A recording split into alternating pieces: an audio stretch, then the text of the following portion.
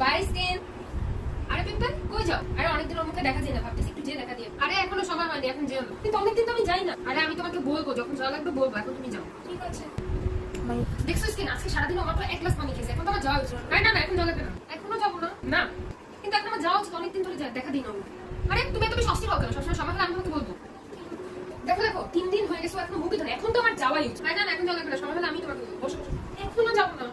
ঠিক আছে।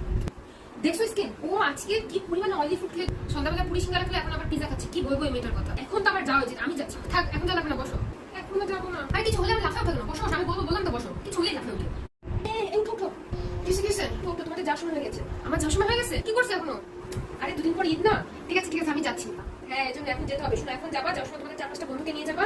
আর ঠিক ঈদের 4 থেকে 5 দিনের পরেই তোমরা রিটার্ন এসে করবো। সবাইকে নিয়ে এসে করবো কিন্তু, ঠিক আছে? হ্যাঁ, সাথে আমার 4-5 জন বন্ধু সবাইকে নিয়ে যাবে। এই, হ্যাঁ, আমরা সবাই একসাথে যাবো। ওকে, বাই বাই।